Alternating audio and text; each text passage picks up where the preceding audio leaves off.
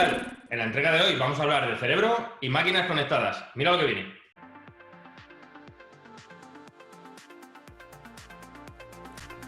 All right, welcome to the Neuralink product demo. Este hombre está obsesionado con revolucionarlo todo. Todo. Además es que ya no le da la vida por más.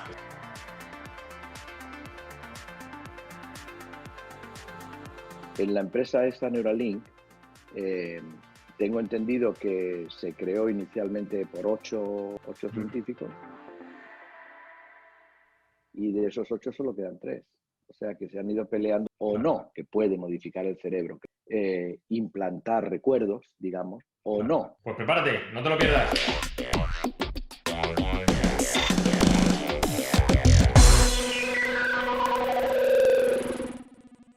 Hey, ¿qué tal? Bienvenidos a Rotec. Hoy tenemos con nosotros a Juan Lemma.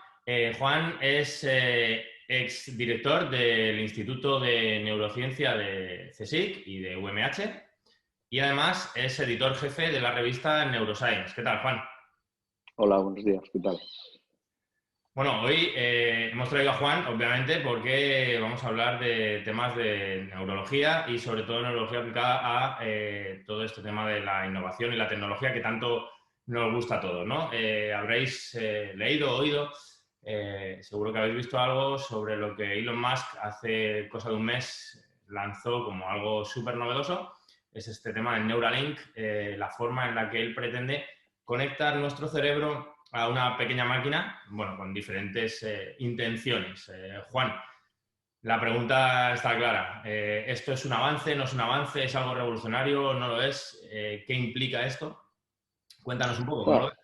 Sí, a mi modo de ver es un avance tecnológico, no es un avance conceptual, pero está muy bien porque Musk ha logrado miniaturizar un sistema, digamos, telemétrico para registrar neuronas en el cerebro y para esa información mandarla a un ordenador sin necesidad de cables.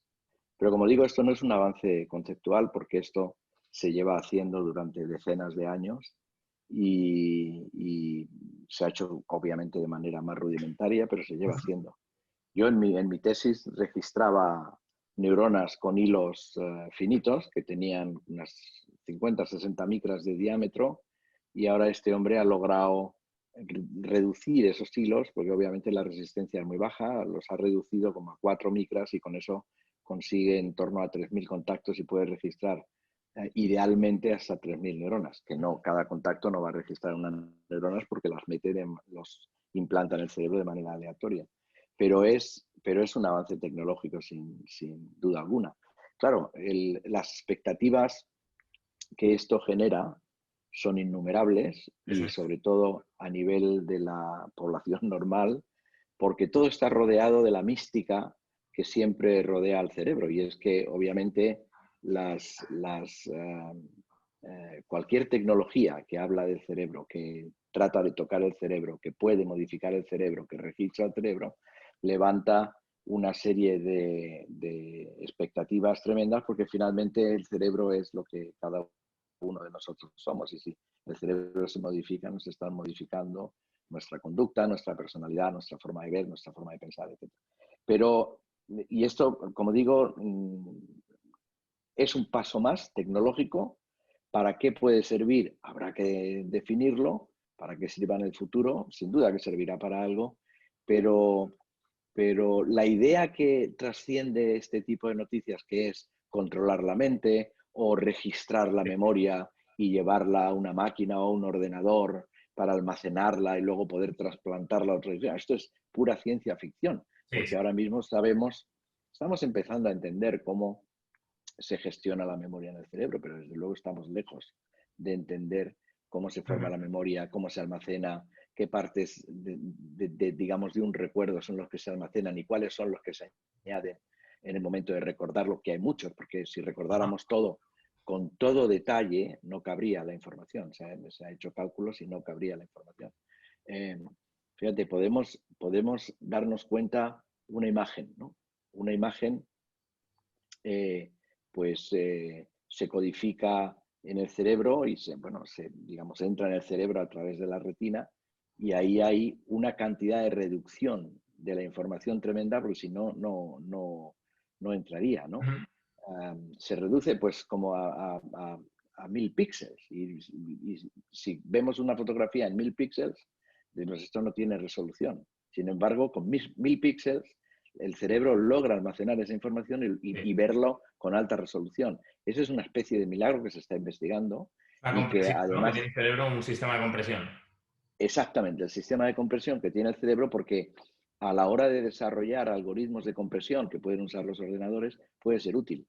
O Claro. no, porque obviamente no todos, digamos, los algoritmos que puede utilizar un sistema biológico se pueden reproducir en un sistema artificial o en un ordenador, no todo, porque la lógica de funcionamiento no es la misma. Pero Esto, nos puede dar información. en definitiva, por lo que nos dices, lo que ha hecho Elon Musk es básicamente ha revolucionado a nivel tecnológico, ¿no? Ha miniaturizado cosas, por lo que dices, ha conseguido compactar todo lo que ya se podía hacer de alguna manera y gracias a la Mm, tecnología, que al final es un habilitador, ¿no? Que nos permite hacer cosas mm, que antes no se podían hacer. Bueno, pues, aquí lo vais a ver. Hay una máquina que nos mete hasta 3000 contactos en el cerebro, una especie de máquina de coser con hilos muy finitos, como decía Juan. Esto va todo a un chip, un procesador que se conecta de forma inalámbrica con lo que queramos y, como ha dicho Juan, a partir de ahí ya veremos qué conseguimos hacer con eso. Pero de momento este señor lo que ha metido es una forma de implantarnos un hardware muy pequeñito para seguir haciendo lo que ya se podía hacer antes, pero con métodos más rudimentarios, más aparatosos. Pero por otro lado, has comentado el tema de la compresión, el tema de si se puede utilizar esta forma de comprimir las imágenes que nos decías para ayudar a los ordenadores a hacerlo. Siempre ha habido esa comparación, ¿no? Oye, ¿cómo funciona la cabeza? Y siempre hemos intentado asemejarlo a un ordenador o tratar de simular o replicar esa forma de trabajar del cerebro con un ordenador. ¿Realmente son similares? ¿No son similares? ¿Se puede hacer esa comparación? ¿Qué es más avanzado? No, yo creo que no se puede hacer una comparación. Ha habido un error conceptual que yo creo que se está abandonando ahora mismo y es la de pensar que un cerebro funciona como un ordenador. Y no es verdad, un ordenador es un ordenador y el cerebro es un sistema biológico que funciona de otra manera completamente distinta. Sí que hay reglas que se pueden utilizar, que se podrían utilizar en informática o vamos, a la manera de diseñar de cómo un ordenador analiza funciones o analiza información, que puede estar basada en cómo funciona o en cómo analiza el cerebro esa información, pero no tiene nada que ver un cerebro con un ordenador.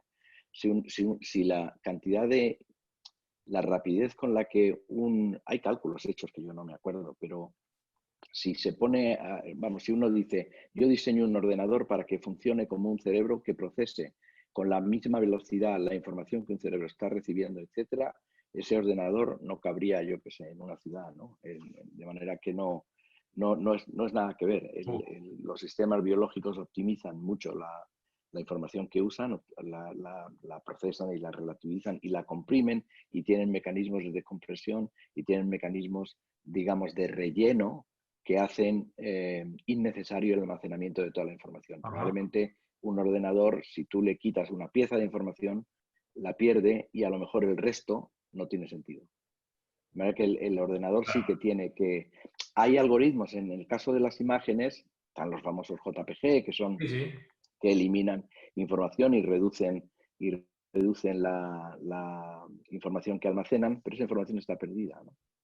Cuando se reproduce eso y uno mira el detalle, al final ve que los píxeles no están y que hay un píxel de 5 o hay un píxel que ocupa a lo mejor 10 por 10 píxeles o ese tipo de cosas. Claro, claro. De manera que es completamente distinto, completamente distinto. O sea, y volviendo a la memoria, ¿no? ¿Cómo hace el cerebro para recordar con tanta fidelidad datos, aspectos, detalles, etcétera? Y se sabe que no lo almacena todo y que hay mucha información que pone en el momento de recordar la información entre lo que pone y lo que ha almacenado, reproduce ese recuerdo, ¿no? Por eso los recuerdos a veces se reproducen mal, porque Sí. la información que no está y que se pone de añadidura está errónea y entonces uno recuerda las cosas que no coinciden con cómo las recuerda la persona que está al lado y que ha vivido esa vivencia, ¿no? O sea que todo este tipo de detalle no lo conocemos y por tanto es difícil por ejemplo, usando sistemas como los de Monk, se puedan extraer la memoria de un cerebro y llevarlo a un ordenador y almacenarlo y tal. Esto es, Claro, pero como ¿hasta digo, dónde se puede llegar realmente con el sistema este que, o sea, este hombre está obsesionado con revolucionarlo todo, todo. Además es que ya no le da la vida por más, que si los cohetes, que si los coches eléctricos, los cerebros, todo, todo, todo, lo quiere tocar todo. En este punto, en Neuralink, vale, ha puesto máquina, ha puesto sensores, tenemos esa información y somos capaces, como bien has dicho, de registrar la información y además de, en teoría, estimular ese cerebro, ¿no? Pero ¿qué podría hacer con esto? ¿Hasta dónde se podría llegar con esto?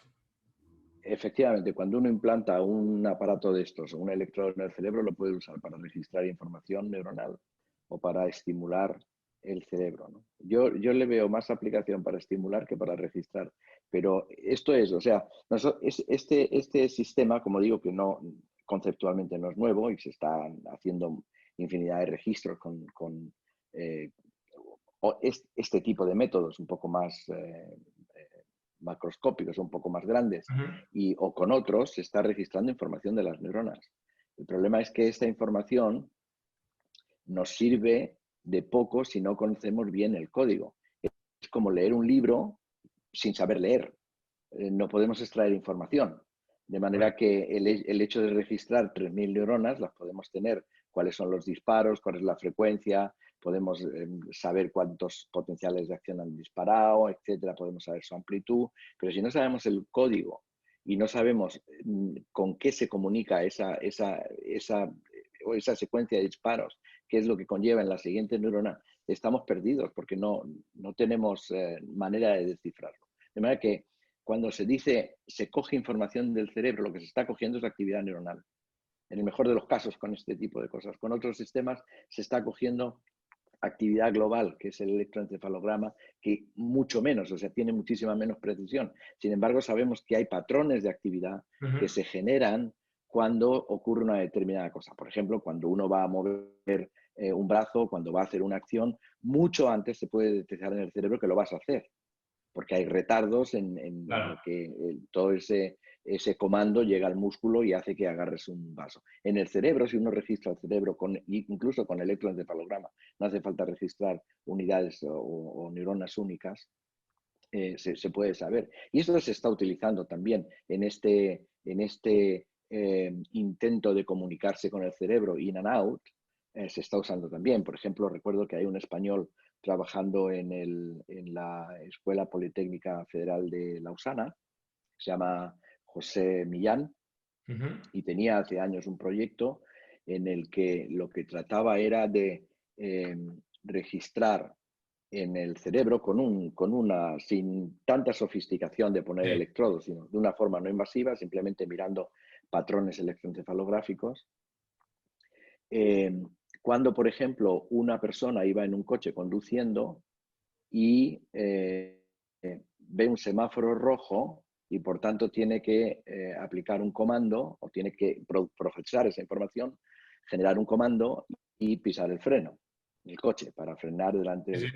Bueno, pues registrando con un gorro de electrodos, no de manera invasiva, algunas ondas cerebrales, algunos patrones cerebrales que se sabe que se desencadenan cuando se ve un estímulo visual y luego en la corteza motora cuando se va a generar un movimiento, un ordenador podía determinar si el conductor no había visto el semáforo, porque no generaba el patrón de pisar el freno. Entonces, si ese ordenador estaba conectado al coche, podía frenar Claro, claro. por el conductor y prever este despiste, ¿no? O incluso podría ser hasta más rápido de ver a un peatón que cruza y que hay que frenar, etc.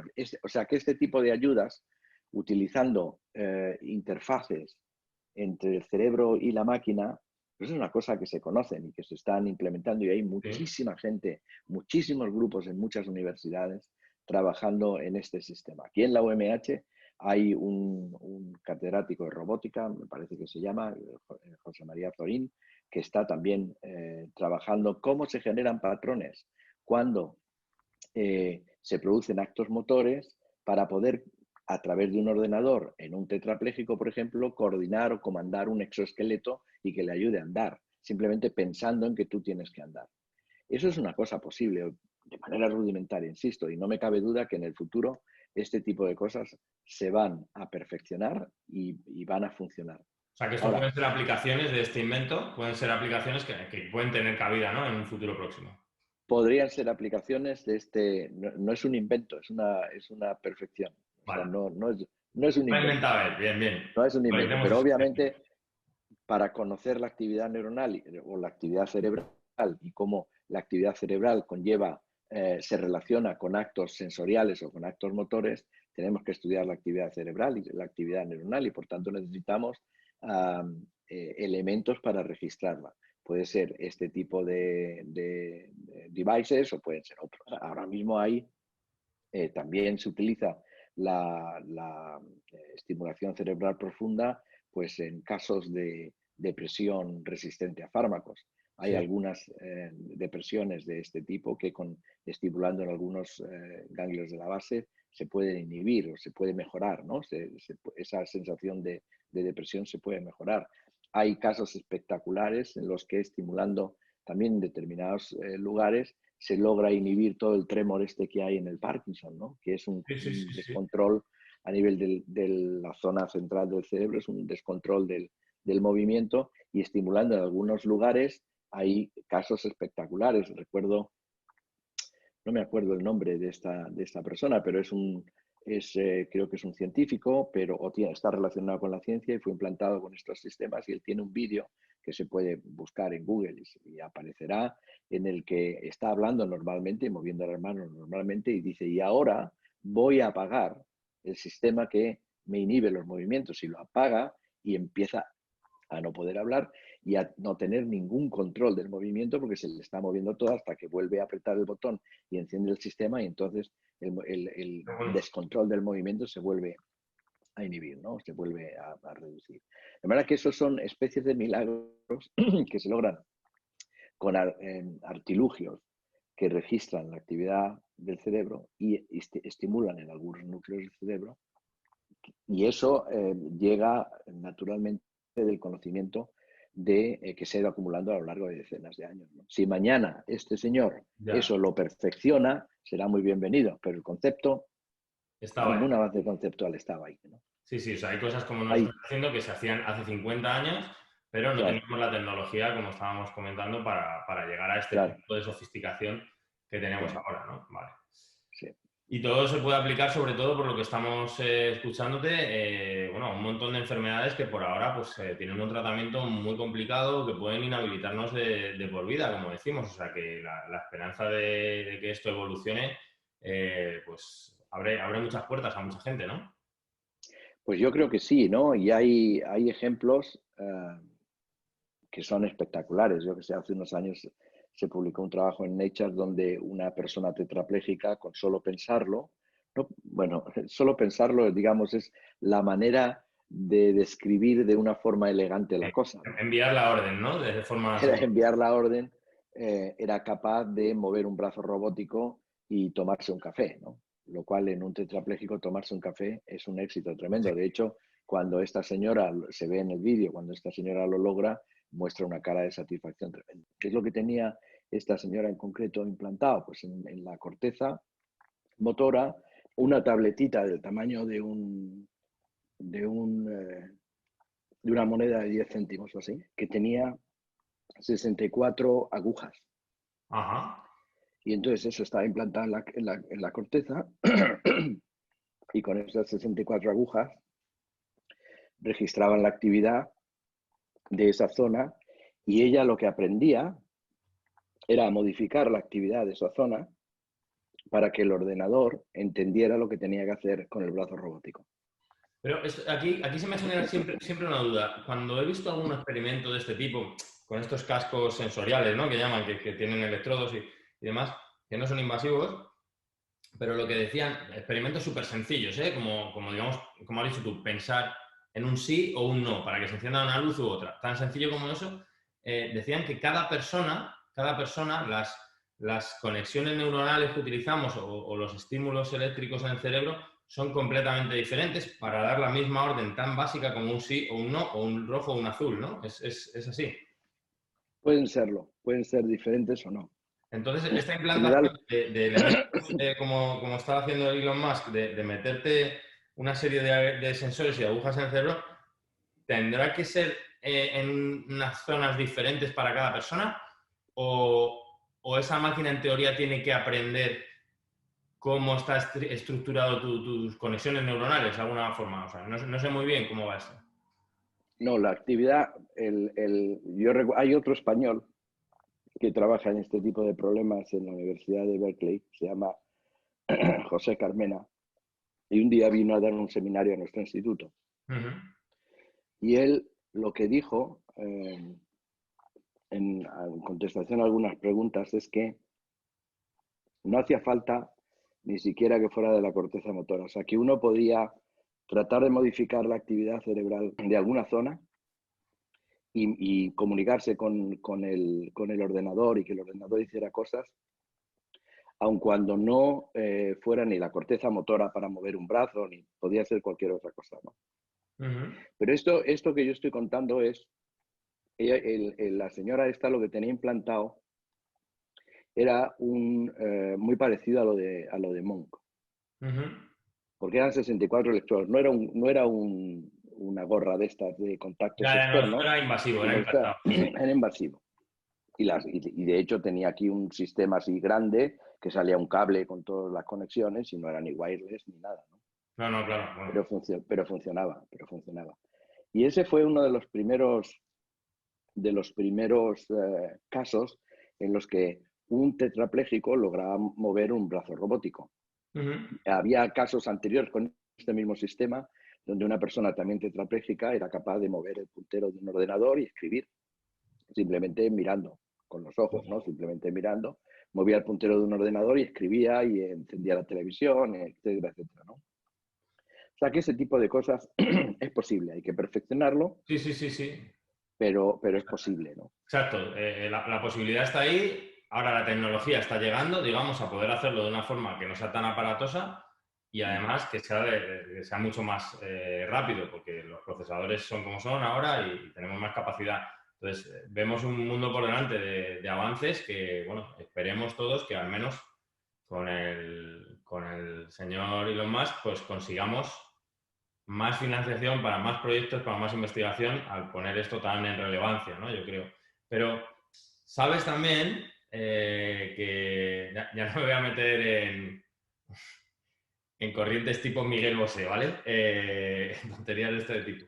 Pero sí que hay gente que ve un riesgo en estos temas, ¿no? Oye, ¿a mí por qué me van a conectar el cerebro? ¿Por qué? Y ahora ya, hablando con una persona experta y profesional de la materia que eres tú, ¿qué riesgos hay reales de esto? Ya no digo solamente éticos o incluso riesgos médicos, no sé. Cuéntanos qué riesgos podría tener algo así.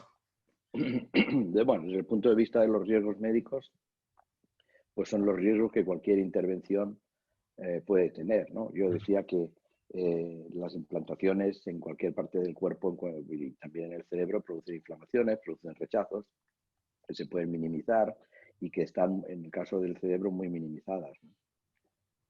En el caso el problema ético volvemos a lo mismo. El cerebro es el asiento de la conducta, es el asiento de la memoria y, por tanto, se puede especular a nivel filosófico que nos pueden extraer la memoria, que pueden interferir con nuestros pensamientos, etcétera, etcétera. Sí, son cosas éticas que habrá que regularlas. Ahora mismo estamos con la técnica que también está muy en boga, el CRISPR, que pueden modificar los genes. Sí. ¿Verdad? Que estamos pues en el origen de la vida o lo que la vida es, ¿no? Entonces, eso plantea problemas éticos que la sociedad tendrá que regular. Igual que se pueden modificar los genes de un embrión para que el embrión sea, para que digamos, el ser que nazca de ese embrión sea un poco diferente o no tenga una Sí. enfermedad y que tiene una ventaja médica clarísima, que eso, pues, digamos, éticamente podría ser aceptado. No sería éticamente aceptado que esa misma técnica se use para modificar los embriones y que sean más altos, más fuertes, más rubios, más guapos o lo que sea, Ya. ¿no? Pero eso es la sociedad quien lo tiene que determinar, porque de repente la sociedad puede pensar que queremos ser todos rubios y guapos, ¿no? Además de estar libres de enfermedades, no lo sé. O sea, que eso, el científico ahí en eso no puede entrar. Y en el caso de lo que puede resultar de la manipulación del cerebro o la extracción de información que se te podría hacer, a mí eso me parece todavía, como digo, ciencia ficción. No me parece ciencia ficción poder modificar el comportamiento. Eso sí que Pues es ojo a eso, posible. ¿eh? Eso ya es potente. Eso es, pero es que lo que ocurre es que nos tenemos que dar cuenta que nuestro comportamiento está siendo modificado cada minuto del día, porque los mejores electrodos que se pueden implantar en un cerebro están implantados, se llaman sentidos. Nosotros vemos, saboreamos, escuchamos, olemos, etcétera, y esos electrodos están implantados justo, perfectamente y van a donde tienen que ir. Y cambian nuestro comportamiento de compras, nos apetece comprar este coche más que el otro, vamos al supermercado y todo está de alguna manera puesto para que tu sistema visual se fije. Hay una música que te hace no irte del supermercado corriendo, por tanto está modificando, está manipulando tu voluntad, por llamarla de alguna manera, pero es que no se puede llamar de otra manera. Sí, Te pero ahí está modificando. la están manipulando desde fuera a tus sentidos que digamos, son comunes a todos. Pero esto Sí. podría hacer que ya directamente no tengas que entrar en esos juegos. Directamente te manipulo y te digo lo que tienes que hacer y ya está. Bueno, pero a eso es lo que yo me refiero, que la manipulación del cerebro es una cosa cotidiana, que están Sí, sí, continuamente sí. manipulando. Cuando te pones a ver la tele, te manipulan, oyes la radio, te manipulan todo el marketing, toda la propaganda, todo está continuamente manipulado, ¿no? O son formas de manipulación de tus, digamos, apetencias, en definitiva, de tu comportamiento. Ahora, a través de electrodos, ¿se puede manipular el comportamiento? Sí. Yo decía antes que se pueden inhibir los movimientos sin control que se tiene durante el Parkinson. Igual que eso, se puede implantar recuerdos, digamos, de alguna manera. Conceptualmente esto se ha hecho ya en animales, de implantar recuerdos en el cerebro o rememorar recuerdos que se habían olvidado. Pero esto además pues tiene un componente ético, pero también abre puertas, por ejemplo, a si acaso se puede recuperar la memoria en un enfermo de Alzheimer. Y Ya, la ya, respuesta ya. hoy por hoy parece ser que sí, que la memoria puede estar ahí, los recuerdos pueden estar ahí y que artificialmente se pueden evocar en una persona que no es capaz de evocarlos. O sea que las tecnologías siempre tienen una parte blanca y una parte oscura, una parte clara y una parte oscura. Claro, de hecho, en la empresa esta Neuralink, eh, tengo entendido que se creó inicialmente por ocho socios, 8 científicos, y de esos 8 solo quedan 3. O sea que se han ido peleando y apeando de aquello gente que probablemente decía, mira, no podemos decir que vamos a trasplantar la memoria a un ordenador porque es que no hay forma, o sea, no podemos registrar miles de neuronas, pero ¿y qué hacemos con esos Ya. registros?